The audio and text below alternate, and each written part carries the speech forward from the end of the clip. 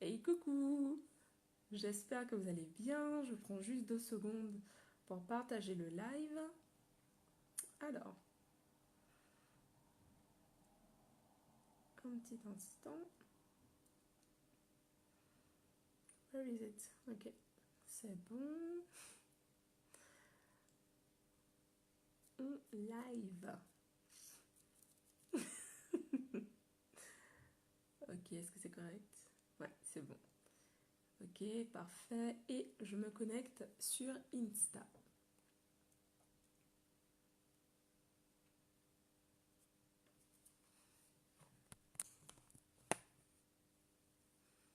Est-ce que c'est bon? Yay! C'est bon. Hello, coucou à tous, j'espère que vous allez bien. Je suis ravie de vous retrouver pour le live du jour, donc ici sur Facebook, juste là sur Insta. Ce dont j'avais envie de vous parler aujourd'hui, c'est vraiment de transformation et finalement de comment faire pour réussir à changer sa vie, pour obtenir les résultats que l'on veut. Vraiment à vous abonner à la liste, donc téléchargez le guide des 10 mantras et vous recevrez ensuite mes courriels. Je crois que j'avais mis un lien également pour s'inscrire à la newsletter. Donc voilà, donc je partageais en fait dans ce courriel un peu mon cheminement, en fait, d'où je suis partie et j'expliquais finalement que voilà que j'ai perdu 15 ans de ma vie durant lesquels en fait le fait de ne pas avoir confiance en moi, ça avait vraiment un impact désastreux sur ce qui se passe. Ok, c'est correct, c'est bon, bon j'espère que ça continue à enregistrer. Et donc voilà, donc j'expliquais dans ce courriel finalement euh, que voilà, ça m'a pris 15 ans à partir du moment où voilà, j'ai quitté chez mes parents, où je suis arrivée en France. Ça m'a pris 15 ans pour vraiment commencer à travailler sur ma confiance en moi. Parce qu'avant, j'étais vraiment persuadée que tout ce qui m'arrivait de désagréable, en fait, c'était la faute des autres. Et vraiment, j'ai perdu énormément de temps. Je passais à côté de beaucoup d'opportunités. Et je vous en parle parce qu'en fait, le manque de confiance en soi, ça peut être parfois très insidieux, c'est-à-dire que ça va aller se cacher. Moi, par exemple, une histoire que je me racontais, je me souviens quand j'étais plus jeune, j'étais persuadée, je m'étais persuadée en tout cas, que j'allais mourir jeune. Et du coup, c'était finalement une excuse, l'excuse parfaite pour ne pas faire ce qu'il fallait. C'est-à-dire que voilà, je suis arrivée en France, je me suis dit, ok, meuf, faut profiter parce qu'on ne sait pas, tu sais pas combien de temps t'as encore là, donc vas-y à fond, profite à fond. Et voilà, ça m'a pris ma première année, j'étais très studieuse, mais les 4 années qui ont suivi, c'était vraiment des années où je n'ai absolument rien foutu niveau scolaire. Et voilà, enfin, mon temps, c'était principalement pour travailler, pour gagner de la thune et pour pouvoir voyager, aller en soirée. C'était vraiment mon focus, c'était là-dessus, sur la profitation, comme on dit en Guadeloupe. Et voilà, ça m'a pris 5 ans pour me dire, ok, non là, il faut que je me remette, enfin j'ai vraiment envie en tout cas de me remettre dans le droit chemin. En tout cas, j'ai envie de donner un sens à ma vie autre que voilà qu'elle en soirée parce que ça dure un moment. Mais on est bien d'accord que passé un certain temps, voilà, les soirées, ce sont toujours les mêmes finalement.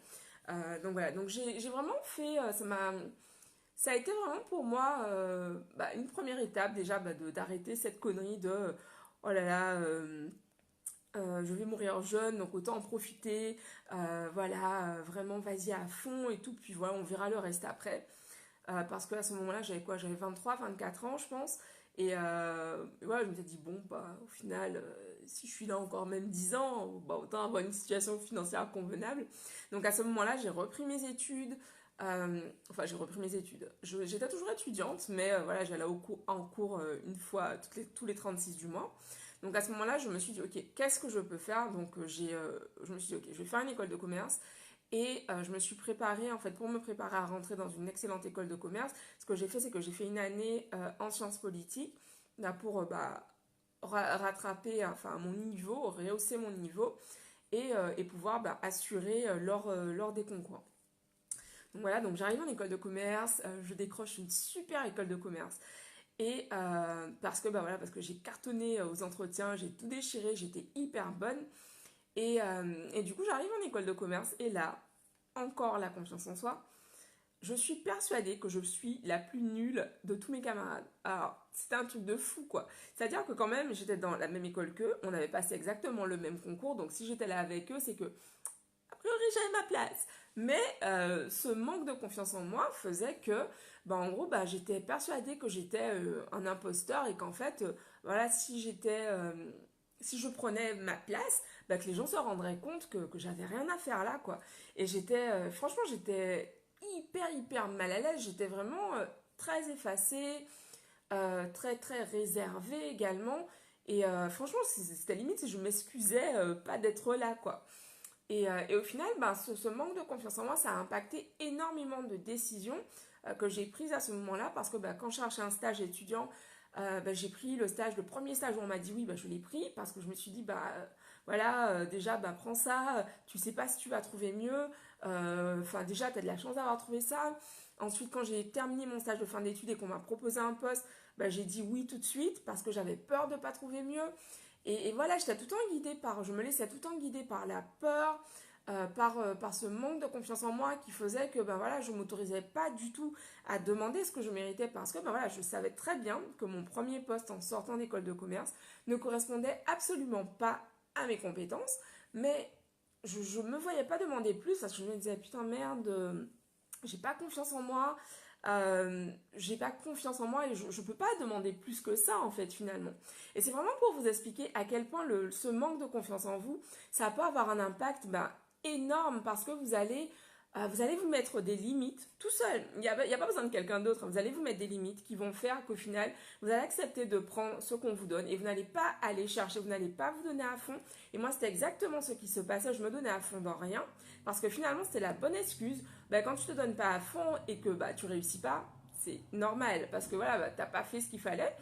Et finalement, c'est juste une preuve de plus pour te dire, ouais, j'ai pas confiance en moi, regarde, je suis pas capable, regarde, je suis nulle.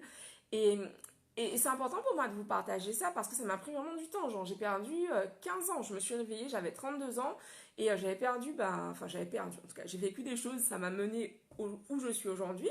Mais en tout cas, si ça peut vous épargner ces 15 ans, je vous invite vraiment à commencer à travailler sur votre confiance en vous. Parce que justement, vous savez, il y a cette phrase dans laquelle on dit oui, attends, oui, il faut avoir touché le fond pour pouvoir rebondir. Et je crois vraiment pas que ce soit vrai, sinon je ne ferais pas du développement personnel parce que je crois justement, aujourd'hui on a accès à énormément d'informations, on a accès à des outils qui nous permettent vraiment de travailler sur nous, de transformer nos croyances, de transformer qui on est, et des outils qui m'ont permis justement de passer de cette femme qui n'a absolument pas confiance en elle à une femme aujourd'hui qui en accompagne d'autres qui travaillent sur leur confiance en elle. Et ça, c'est un cheminement qui s'est fait au fil du temps. Mais j'avais pas besoin d'attendre 15 ans, d'arriver à un point où au final, à force, de prendre ce qu'on me donnait, de ne pas demander ce que je méritais, de ne pas... voilà, j'avais eu une excellente école de commerce et malgré tout, voilà, je croyais toujours que j'étais la nulleuse de service parce que, vu ce que j'avais eu de mauvais résultats scolaires auparavant, mais parce que je ne bossais pas. Et du coup, voilà, j'ai traîné ce truc et j'ai fait finalement de ce passé qui je suis. Et ton passé ne te définit pas. Et c'est quelque chose que je me répétais justement au moment de partager le texte. Parce que c'était hyper mal à l'aise. Enfin, j'étais hyper mal à l'aise finalement C'était hyper malaisant, j'allais dire. Mais j'étais très mal à l'aise euh, de d'écrire cela. Parce que finalement, ça demande ça demande de mettre son ego de côté. Ça demande de se dire, ok, bon, je sais que ce message que je transmets, il va aider d'autres personnes. Et c'est vraiment ça le but, c'est que quand je partage, en fait, je me place toujours de, ok, comment je peux aider. Est-ce que, merde, est-ce que, est-ce que mon message peut aider d'autres personnes? Comment je peux aider d'autres personnes? Et le but, c'est vraiment ça, en fait. C'est vraiment de me dire, ok, ces expériences que j'ai vécues, je sais qu'elles peuvent aider d'autres personnes. Parce que je ne suis pas la seule, en fait, je le vois avec mes clientes quand j'ai certaines d'entre vous au téléphone, quand j'ai des phrases du style, oui, mais bon, je peux pas demander plus, ou non, mais bon, faut pas non plus... on peut pas tout avoir, on peut pas trop demander, etc. Ce sont des phrases qui reviennent très très régulièrement. Et en fait, beaucoup d'entre vous, vous ne vous rendez pas compte que c'est lié à un manque de confiance en soi parce que quand on croit en soi, quand on croit vraiment qu'on mérite le meilleur, on va chercher le meilleur. On va le chercher et on ne se contente pas de se dire ah ouais, mais en fait, j'ai voulu le prendre puis on me l'a pas donné. Voilà, c'est des connards, quoi. Et moi, c'est vraiment ce que je me répétais. Je me disais, tous ces chefs que j'ai eus, c'était tous des connards. j'avais jamais de chance, etc. Et le moment vraiment où le moment où ça a vraiment commencé à changer, c'est le moment où j'ai pris mes responsabilités, le moment où j'ai commencé à agir, le moment où je me suis dit putain merde là, stop, stop, c'est assez. Et voilà, et ça a fait vraiment une réelle différence dans ma vie, d'arrêter d'arrêter de me laisser marcher dessus, d'arrêter de ne pas dire ce qui était absolument pas ok pour moi, de poser mes limites et surtout d'aller chercher ce que je veux. Et voilà, et depuis, c'est quoi, depuis 2000, ouais, c'était en 2016 où ça a vraiment marqué le point de non-retour, le changement complet. J'ai vraiment travaillé sur ça. Ok, je mérite le meilleur. Qu'est-ce que je fais? Comment je vais le chercher? Et à quel point, en fait, je m'investis pour vivre ce meilleur, pour l'attirer dans ma vie, en fait. C'est ça aussi. Donc, j'aimerais vous partager ça parce que, parce qu'en fait, on se rend pas compte. On se rend pas toujours compte. En tout cas, moi, ça a été vraiment mon expérience. Euh, je ne me rendais absolument pas compte que ne pas avoir confiance en moi, ça avait de telles ramifications et ça avait un tel impact en fait dans ma vie. Et, euh, et en fait, notre ego, il est très très fort.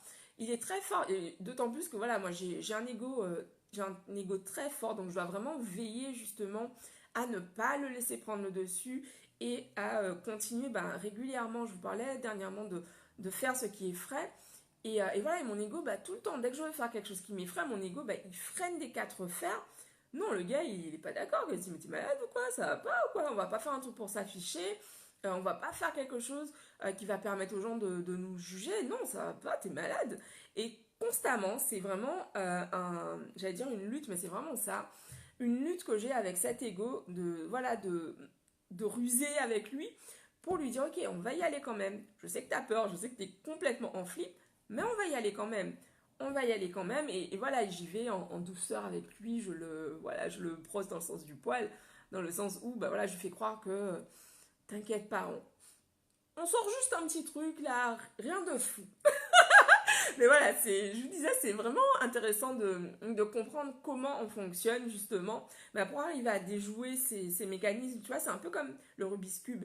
Voilà, tu as le Rubik's Cube en bordel et ton but c'est de réussir à le mettre dans, comme il faut quoi. Et à faire voilà, chaque face avec chaque couleur. Et voilà, c'est comme, voilà, j'ai compris comment ça fonctionne, je sais mettre chaque face sa couleur. Et du coup, quand il est dérangé, ok, je peux remettre les choses en place. Donc voilà, donc c'est ce que j'avais envie de partager aujourd'hui.